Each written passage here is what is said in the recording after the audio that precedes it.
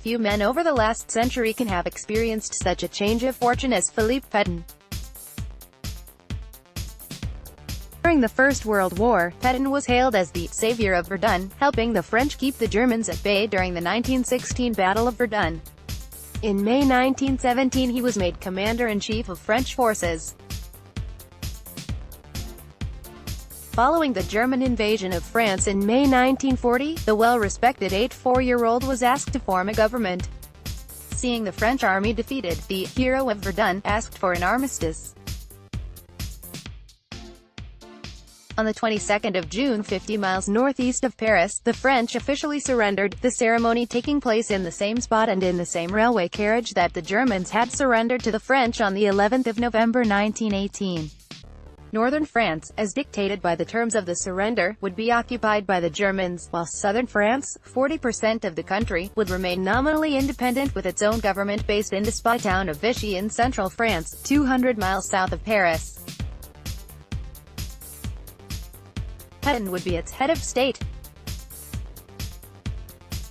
A small corner of southeastern France, around Nice, was entrusted to Italian control, Italy having entered the war on the 10th of June.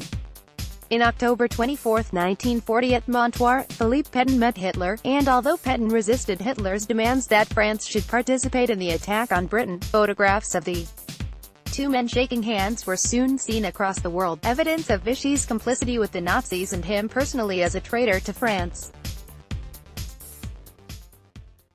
On the 15th of August 1945, Pétain was tried for his collaboration with the Nazis, and convicted.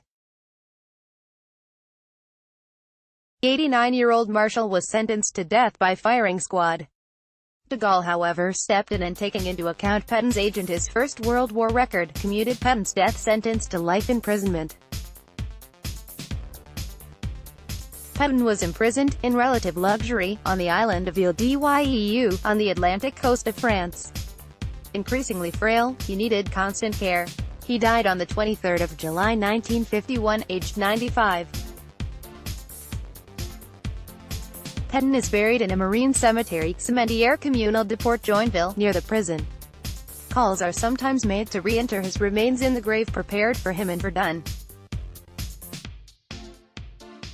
In February 1973, Pétain's coffin was stolen from the Ile d'Yeu cemetery by extremists who demanded that President Georges Pompidou consent to his interment in the Douaumont cemetery among the war dead.